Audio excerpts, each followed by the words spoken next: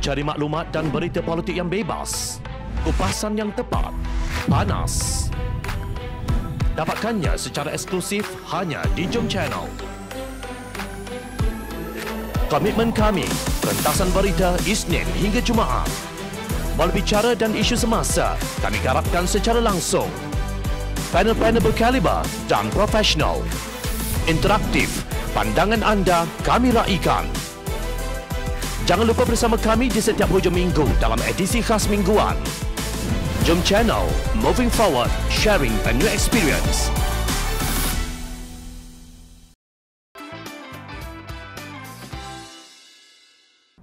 PN naik kerana sokongan kluster mahkamah.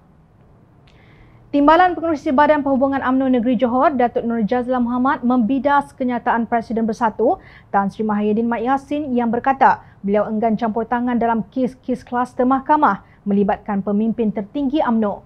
Tindakan tersebut dakwa Mahyidin menyebabkan dirinya hilang jawatan Perdana Menteri. Dia tuduh pemimpin UMNO yang jatuhkan dia dari jawatan Perdana Menteri, padahal kegagalan dia mentadbir negara membuatkan rakyat marah dan mahukan dia berundur.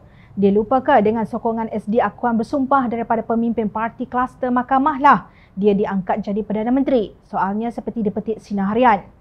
Beliau menempelak Mahyidin yang menyalahkan orang lain dan UMNO dalam setiap kegagalan yang diciptanya sendiri. Sebelum itu, ketika berucap di pentas Perikatan Nasional Dewan Undangan Negeri Tenggaruh di Felda Tenggaruh 3, Mahyidin berkata UMNO perlu dikalahkan lebih teruk pada pilihan raya negeri Johor berbanding kekalahan semasa pilihan raya umum ke-14. Ini kerana menurut Mahyidin masa untuk UMNO dan Barisan Nasional sudah berlalu. Walaupun satu masa dahulu parti itu yang ditubuhkan di Istana Besar Johor pernah mencipta sejarah. Itu UMNO dahulu, sekarang UMNO sudah koyak rabak. UMNO sekarang sudah tidak berupaya lagi. Nampak okey tapi dalaman penuh bermacam-macam barah, rasuah, salah guna kuasa dan bermacam-macam lagi, katanya. Menurutnya, idea pembubaran Dewan Undangan Negeri untuk memberi laluan kepada pilihan raya negeri Johor adalah daripada Presiden UMNO, Datuk Seri Ahmad Zahid Hamidi sebelum mahu meneruskan agenda menguasai kerajaan pusat pada pilihan raya umum ke-15. Mahyidin berpendapat tiada keperluan untuk membubarkan Dewan Undangan Negeri Johor kerana pembangkang tetap menyokong kerajaan negeri walaupun hanya mempunyai kelebihan satu kerusi. Saya tengok tidak ada masalah walaupun dengan majoriti satu kerusi. Saya lihat di Johor luar biasa kerana pembangkang pun sokong kerajaan negeri. Bukan sahaja sokong belanjawan Johor 2022 tapi sokong belia 18 tahun bertanding sebagai calon pilihan raya, katanya. Namun, Nur Jazlan Mohamad membidas kenyataan Mahyidin dan menyifatkan Bersatu nazak dan hanya menunggu masa menjadi arwah. Menurut Nur Jazlan, perkara itu terbukti apabila Bersatu gagal dalam pilihan raya kecil atau pilihan raya negeri. Malah, Nur Jazlan menganggap pengerusi Perikatan Nasional itu nyanyuk. Dia lupa Bersatu tumbang pada pilihan raya kecil Tanjung Piai dan parti itu juga kecundang teruk pada pilihan raya negeri Melaka.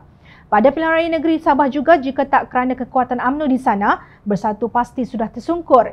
Jadi siapa sebenarnya yang sudah koyak rabak, UMNO atau Bersatu? Katanya seperti dipetik. Demikian perangai pemimpin UMNO dan Bersatu saling menghidu bau masa masing-masing ketika berebut kerusi Dewan Undangan Negeri Johor. Namun dalam kerajaan persekutuan, kedua pihak hilang rasa malu dan maruah diri, terus saling mendukung satu sama lain demi kuasa yang mereka peroleh secara mengkhianati mandat rakyat pada pilihan raya umum ke-14 yang lalu. Kononnya perjuangan Mahyidin untuk agama, bangsa dan negara. Tetapi beliau bersama Presiden PAS, Tan Sri Abdul Hadi Awang, bekas Timbalan Presiden Keadilan, Datuk Seri Muhammad Azmin Ali sanggup mengkhianati rakan-rakannya sendiri di dalam Pakatan Harapan. Beliaulah yang bertanggungjawab mengangkat semula UMNO yang dikuasai kluster mahkamah ke dalam kerajaan. Kenyataan Nur Jazlan secara tidak langsung mengakuinya.